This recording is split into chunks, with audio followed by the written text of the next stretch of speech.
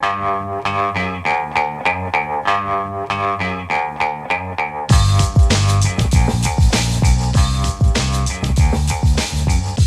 Lehrer on WNYC. Now we conclude our three-part Black History Month series on the history of acknowledging Black history. The historical hook is that this is the 100th year of the observance that became Black History Month. The 50th anniversary year of Black History Month itself began in 1976 by a proclamation of President Ford. And our focus this morning, the news hook that the Trump administration is on a campaign to decenter Black history in so many ways, at the Smithsonian, on military bases, in schools and colleges, even the national parks.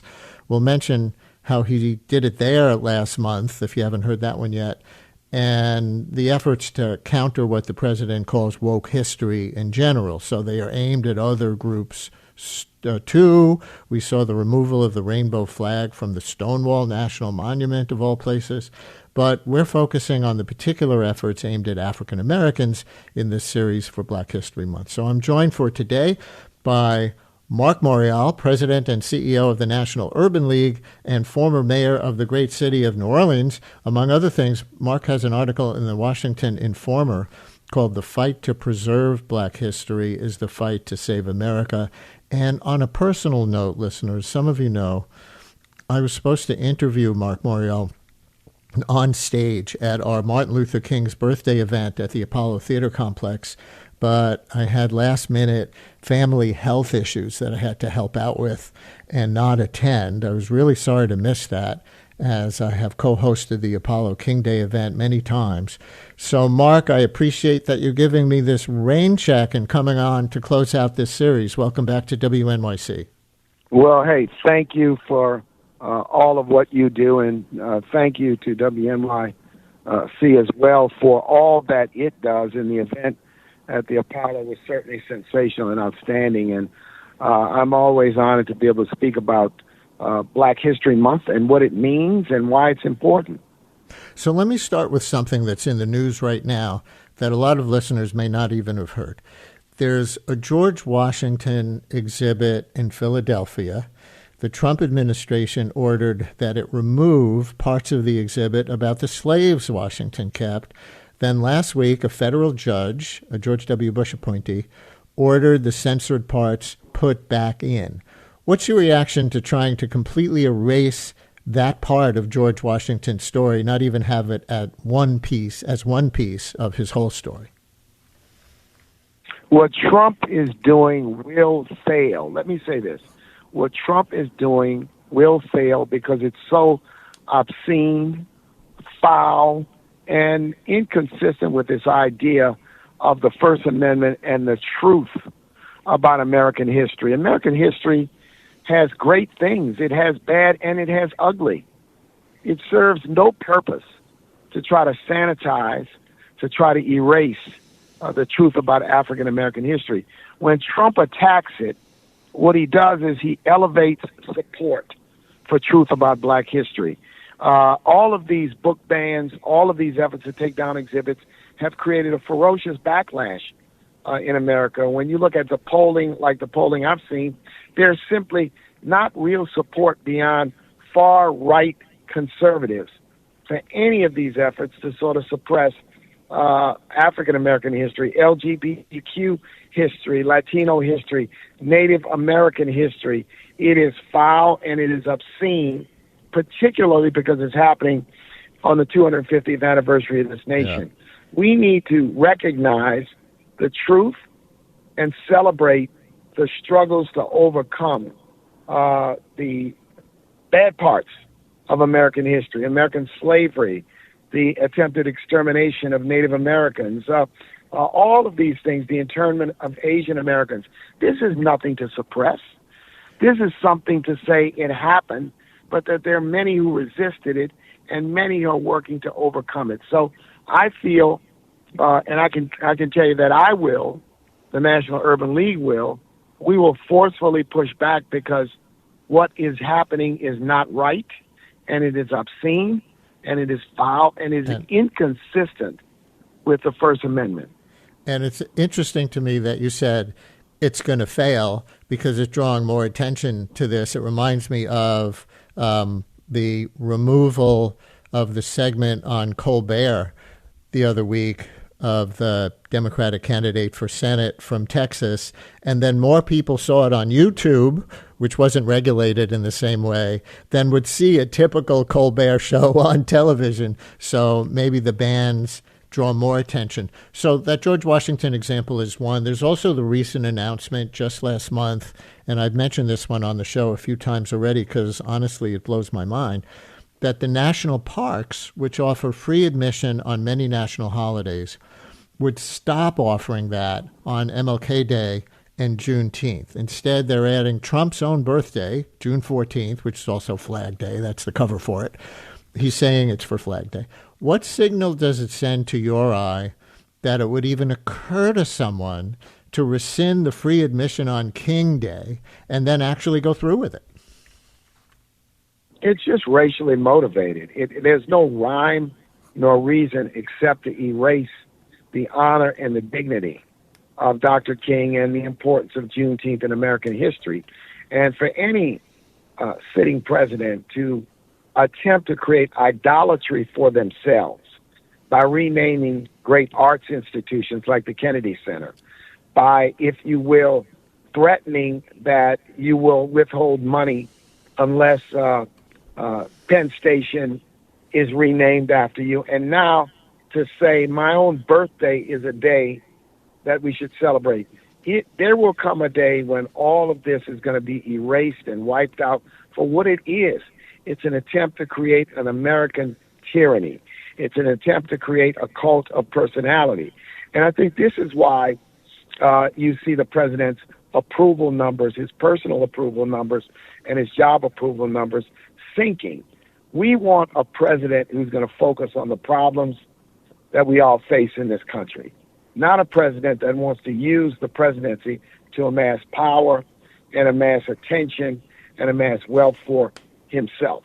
And we are in a struggle about this basic American principle that I could not have imagined 10 years ago or 20 years ago, because presidents of the modern era, whether you're talking about a Kennedy or a Johnson or even a Reagan or a Bush, you could disagree with their policies, but no one ever questioned their integrity, their sense of being, and their sense that they woke up every day thinking about what was best for America. Not create presidency, some side of poetry. Here's another. And it's foul to me. It's just, and your line is breaking up a little bit. We'll see if we can stabilize it. But here's another example with new currency this morning. I did not expect this to come up in the State of the Union address. But at the Pentagon, after Congress passed a law disallowing naming military bases for Confederates, they've now restored some of those names, sometimes using other military leaders with the same last names. And in fact, the reason it's current again today, Trump boasted about this at the State of the Union last night. Here's that moment. I met with them and with a lot of their fellow warriors at Fort Bragg recently. You notice the name Fort Bragg, we have it back, we brought it back. We won the First World War with it, the Second World War with it, and then they decided to change the name. So we changed it back. So Fort Bragg had become Fort Liberty, now back to Fort Bragg, but technically for a World War II soldier named Bragg, not the Confederate, though Trump didn't include that detail last night. How does that restoration of Confederate names make you feel? The effort to restore Confederate names is just an affront. The Confederate movement was an effort to commit treason against the United States of America, and it was destroyed and it was suppressed.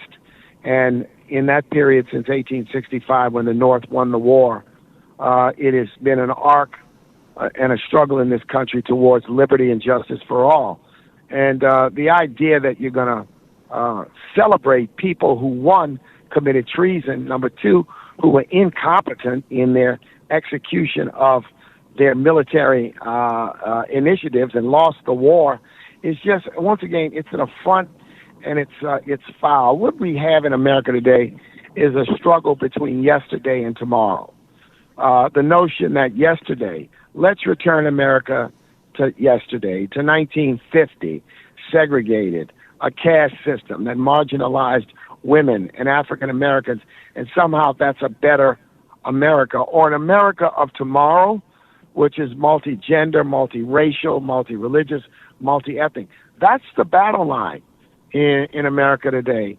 And I am confident it's going to be tough, and it's going to be difficult, and it's going to be long, but that the vision that most Americans share is a vision of a multi-racial, multicultural, multi-religious, multi-gender America. It's the only way forward, given how our country has evolved, and it is consistent with the very principles that this nation was founded on.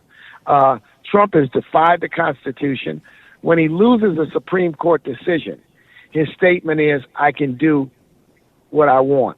Those are the words of a dictator, not of a president. We talked about the Smithsonian and the changes he wants there earlier, saying their exhibits at the African American History and Cultural Museum and other branches of the Smithsonian, he says they focus too much on the issue of slavery and how bad slavery was instead of the success of the country and American exceptionalism. And I see under one of the executive orders... let me say this, anyone who says that has never been to the Smithsonian Museum. It is a misrepresentation of the fact that that museum balances the struggle against oppression with the great achievements that have taken place by black people since the founding of this country. Anyone who says that has not been to the museum. And I want to let everyone know, this is why the National Urban League, we're building our own civil rights museum in Harlem. It'll be open in November. And it will not be subject to government censorship because it will be a private museum owned by the National Urban League. It will be called the Urban Civil Rights Museum. And I want people to mark their calendar for late November this year when it will open in Harlem on 125th Street. And we will not allow our museum to be censored, erased, or exterminated by anyone. This is so important that we tell stories and we balance. One must balance the history of people from the struggles and the challenges and the difficulties of oppression to the battles and the fight to overcome, and then the great achievements that have taken place. And anyone who says that the Smithsonian it is a false narrative, and the Trump team is a master at false narratives. Most people call it lying, just flat out lying about what's in this wonderful museum. And I challenge people to go visit the museum and actually see for themselves what's in it. I know you got to go in a minute. Let me just try to touch two more things, if I can, just as a follow-up on that. Under one of the executive orders, things were supposed to start changing at the Smithsonian and elsewhere by December. Do you know if exhibits have actually been altered to reflect Trump's worldview?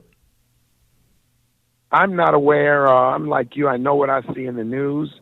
I am not aware. But the idea that the president and the White House would start fiddling with museums. What are they going to do? Fiddle with the Space Museum and create, advance the theory that the moon landing was a hoax? I mean, there's no end to this type of thing. And this is why I say hands off the Smithsonian.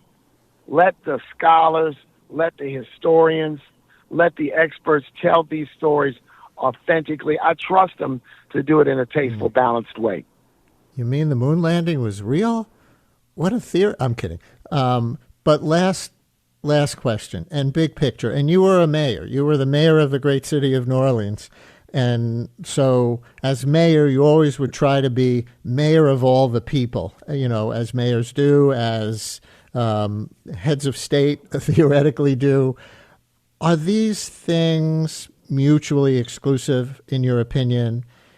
Telling the story of slavery and the rest of racial discrimination history and celebrating the way the country has gradually repealed official discrimination or how Black Americans have succeeded. Is there a way to achieve consensus on any of that, or are we doomed to have an ongoing culture war over the teaching of history forever? I do believe that we have, for the most part, achieved some consensus, not unanimity, but a basic understanding, particularly amongst those who teach school, who teach in the university, those in journalism, a basic understanding of that these stories have to be told in an authentic way. The reason why we have what we have is because there's been a forcible effort led by Mr. Trump, Stephen Miller, Russell Voigt, and his band of billionaires who somehow want to reinforce the doctrine of white supremacy. The next thing they'll be doing is saying that the Holocaust was a hoax. The next thing they'll be doing is saying that the South really won the Civil War. There's no end to what I call lying, false narratives, when the goal and the objective is power and power for a few. We, as Americans, want presidents who represent all Americans, even those who didn't vote for them. Marc Morial, president of the National Urban League and former mayor of New Orleans, thank you for being our final guest in our Black History Month series on the history of acknowledging Black history. We really appreciate your time. Appreciate you so much. Thank you very much.